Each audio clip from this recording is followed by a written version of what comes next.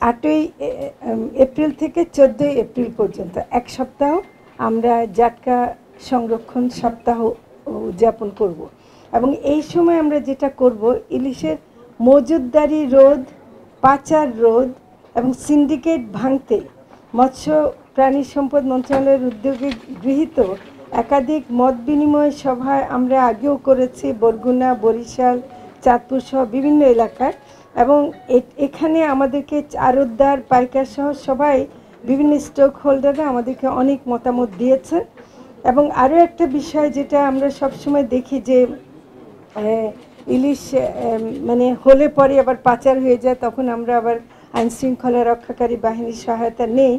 আর সবচেয়ে বড় আরেকটা সমস্যা হলো যে অবৈধ জালের ব্যবহার, তো সেটাও আমরা বন্ধ করার জন্য অনেক কার্যক্রম নিয়েছি। বিশেষ করে শুধু জাল যে ধরা তা না, আমরা জালের কারখানাগুলো মুন্সিগঞ্জে অনেকগুলো জালের কারখানা বন্ধ করেছে। আপনারা এটাও জানেন যে ইলিশ আসলে বাংলাদেশের জন্য অত্যন্ত গুরুত্বপূর্ণ একটা অর্থনৈতিক একটা সেক্টর এবং সেটাতে আমাদের 2023-24 সালে আমাদের ইলিশের মোট উৎপাদন ছিল 5,29,000 মেট্রিক টন, যেটা কিন্তু এই ধরনের জাটকা সংরক্ষণের যে কার্যক্রম সেটার কারণে কিন্তু বেড়েছে।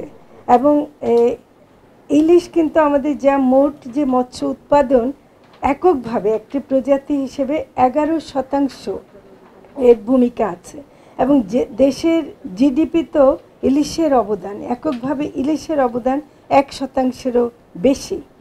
আর বিশ্বের মোট ইলিশ উৎপাদনের 80%-এর বেশি বাংলাদেশে আহরিত হয়। আমি তার সাথে আরও যোগ করছি যেখানে নদ নদী, মোহনা এবং সাগর থেকে হয় এবং স্বাদের দিক থেকে আমার মনে হয় যে বিশ্বের আর কোনো দেশে এত স্বাদের ইলিশ পাওয়া যায় না। হয়তো ইলিশ পাওয়া যাবে কিন্তু এত স্বাদের ইলিশ পাওয়া যাবে না। প্লাস এটা একটা জিআই পণ্য।